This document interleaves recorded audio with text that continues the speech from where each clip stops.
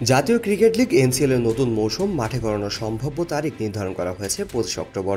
8 দলের এই ঘরোয়া আসর শুরুর আগেই বড় এক অনিশ্চয়তা তৈরি হয়েছে দল সংখ্যা ও অংশগ্রহণ নিয়ে।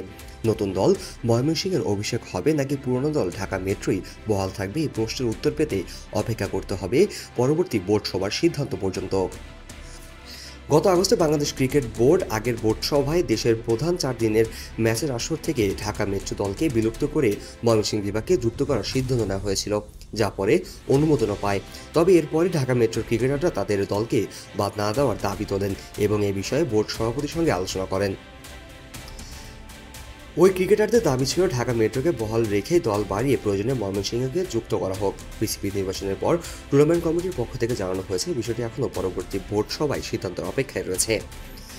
বিভাগ হিসেবে প্রতিষ্ঠা 10 বছর পেরিয়ে গেলেও জাতীয় লিগে এখনও দেখা যায়নি ময়মনসিংহকে। অবশেষে তাদের অপেক্ষার অবসান হওয়ার ঘোষণার পরই নতুন জটিলতা তৈরি হলো। বিসিবির সূত্রে জানাচ্ছে টুর্নামেন্ট কমিটি ইতিমধ্যে লিগের খসড়া সূচি তৈরি করেছে, যেখানে ঢাকা মেট্রো জায়গায় রাখা হয়েছে ময়মনসিংহকে। এবারে এনসিএল এর সম্ভাব্য ভেন্যু হিসাবে সিলেট আন্তর্জাতিক ক্রিকেট স্টেডিয়াম ও আউটার মাঠ, খুলনা বিভাগীয় স্টেডিয়াম, রাজশাহী ও বগুড়া শহীদ চান্দু স্টেডিয়াম, কক্সবাজার আন্তর্জাতিক ক্রিকেট স্টেডিয়ামের 2টি মাঠ, চট্টগ্রাম জহুর আহমেদ চৌধুরী স্টেডিয়াম এবং বিকেএসপি 3 নম্বর ও 4 নম্বর মাঠকে বেছে নেওয়া হয়েছে। ওয়ালটন এখন দেশের সীমানা পেরিয়ে পৌঁছে গিয়েছে 50টিরও বেশি দেশে। ওয়ালটন, ঘরে ঘরে বিশ্বজুড়ে। বিসিবির একটি সূত্র জানিয়েছে চলতি সপ্তাহে বোর্ড সভা হতে পারে, যদিও 3 তারিখ এখনও চূড়ান্ত হয়নি।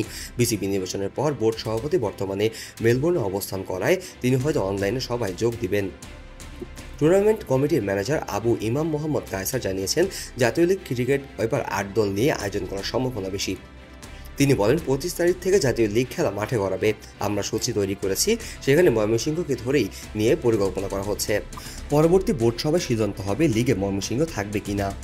তবে ঢাকা মেট্রো ও ময়মনসিংহ দুটি দলই খেললে ম্যাচ ব্যয় ও সময় বাড়বে, যা বিপিএলের সূচির সঙ্গে সাংঘর্ষিক হতে পারে বলে জানান কায়সার।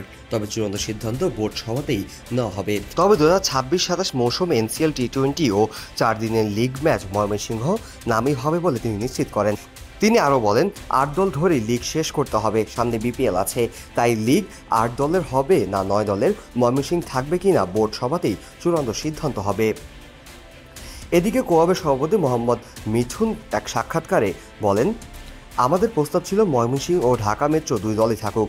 এখন যদি এক দলই রাখা হয় তাহলে আমরা বিষয়টি টুর্নামেন্ট কমিটির চেয়ারম্যান ও বোর্ড সভাপতির সঙ্গে তুলব। তিনি প্রস্তাব করেন যদি জোর সংখ্যা দল নিয়েই ভাবা হয় তাহলে দল সংখ্যা বাড়িয়ে 10টা করা যেতে পারে। বেশি দল মানে বেশি ক্রিকেটার সুযোগ পাবে এবং প্রতিযোগিতা বাড়বে। মিঠুনের এই প্রস্তাবের উল্টো ভাবনা আগেই জানিয়েছে বিসিবি। গত আগস্টে মেট্রোকে বাদ দেওয়ার ব্যাখ্যায় বিসিবি ক্রিকেট পরিচালনা বিভাগের প্রধান নাজমুল আবেদিন ফাহিম বলেছিলেন দল বাড়িয়ে খেলার মান কমাতে চান না তারা। তিনি উল্লেখ করেন রংপুর বিভাগ হওয়ার পর জোর সংখ্যা করতেই মেট্রোকে যুক্ত করা হয়েছিল, এখন ময়মনসিংহ যুক্ত হওয়ায় দল সংখ্যা হয়েছে 9টি। জোর দল রাখার জন্যই মহানগরকে বাদ দেওয়া হচ্ছে। তিনি কোয়ালিটির দিকে জোর দিয়ে বলেন মান ধরে রাখতে চাই। আমরা অনেক সময় শুনেছি, অনেক প্রস্তাব দিয়েছি 8 দল না নিয়ে 6 দল টুর্নামেন্ট হোক, তাহলে আরও প্রতিদ্বন্দ্বিতাপূর্ণ হবে।